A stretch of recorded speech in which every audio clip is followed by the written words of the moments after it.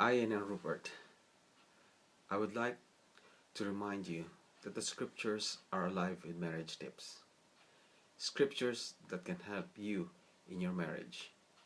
Because the principles for loving are the principles for living with each other as husband and wife in the best ways. In a few weeks, Aiene, you will be sharing your life with Rupert. And I pray that this scriptural text minister to your heart and to your marriage. Your Ninang Emma and I would love to share with you additional thoughts the Lord gives concerning the principles and how they apply to. May the Lord minister in amazing ways. Please prayerfully consider the following tips for your marriage. Proverbs 24:3-4 says, "By wisdom a house is built, and through understanding it is established. Through knowledge its rooms are filled with rare treasure." The question is, what kind of house are you building?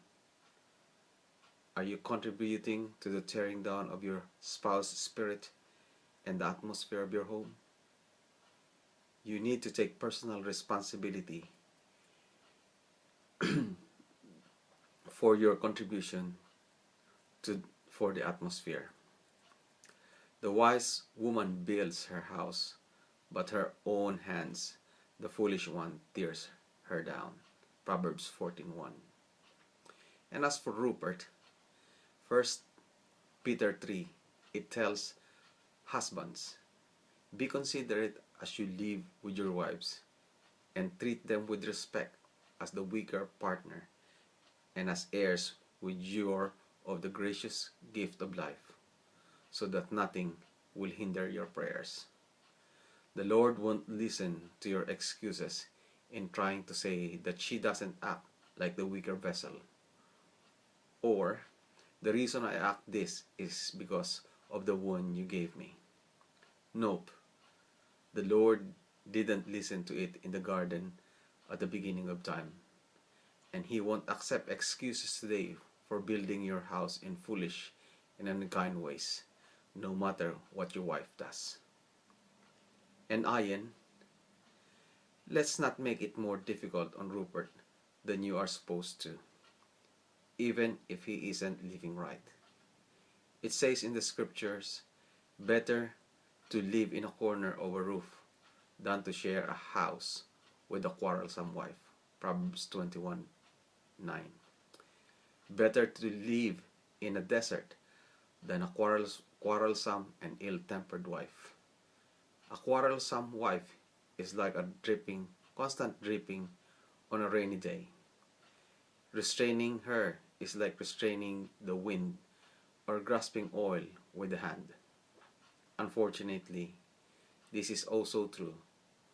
Pray, "Lord, help me not to be quarrelsome." Starting a quarrel is like breaching a drum. So drop the matter before a dispute breaks out. Proverbs 17:14. Without wood, a fire goes out. Without gossip, a quarrel dies down. Proverbs 26:20. The New Life Application Bible says, talking about every little irritation or piece of gossip only keeps the fire of anger going. Refusing to discuss them cuts the fuel line, and makes the fires die out. Does someone continually irritate you?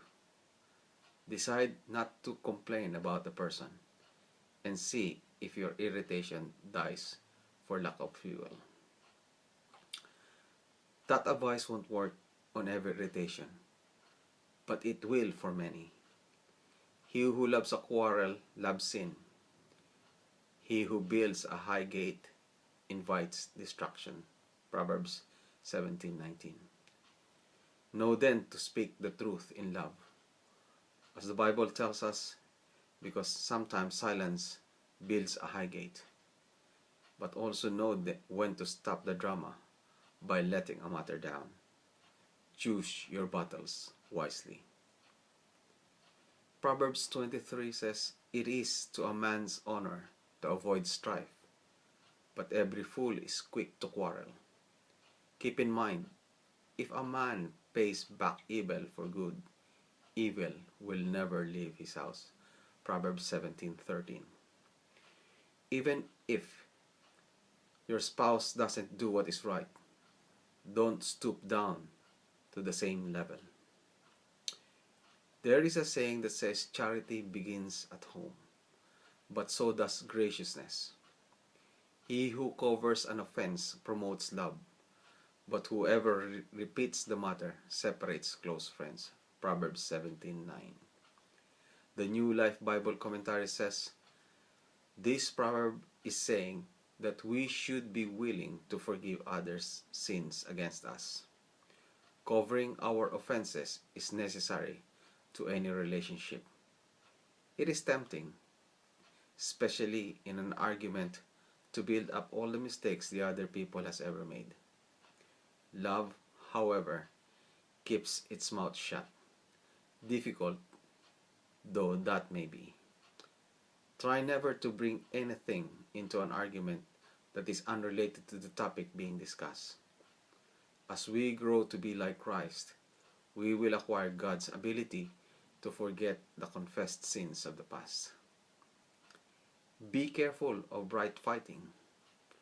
Right fighting is fighting to such a degree that you would rather prove you are right than to save the relationship.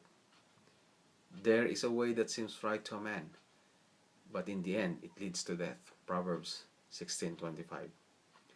And sometimes you're being so adamant about proving to your spouse that your way is the right way can cause a death to your relationship. Reckless words pierce like a sword, but the tongue of the wise brings healing. Proverbs 12:18. He who guards his lips guards his life, but he who speaks rashly will come to ruin. Proverbs 13:3. The Application Bible Commentary says, you have not mastered self-control if you do not control what you say. Words can cut and destroy. James recognized this truth when he stated, the tongue is a small part of the body, but it makes great boasts. James 3:5. If you want to be self-controlled, begin with your tongue. Stop and think before you reach or speak. If you can control the small but powerful member, you can control the rest of the body. A man's knowledge uses words with restraint, and a man of understanding is even-tempered. Psalm 17:27. Even a fool is thought wise if he keeps silent, and discerning if he holds his tongue. Proverbs 17:28. When words are many, sin is not absent, but he who holds his tongue is wise. Proverbs 10:19. That doesn't mean that you can't say anything at all, but think of words as gifts that we give to each other. Any good thing can also be overdone, but it can be underdone. Ask the Lord to help you to keep wise in the balance of all that you share.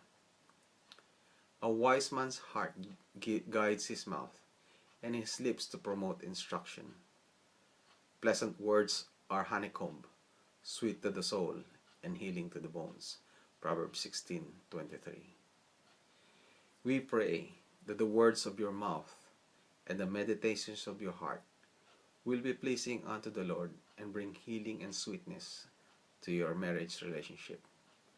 May God bless you as you and Rupert work to your marriage the best it can be to the glory of God. God bless.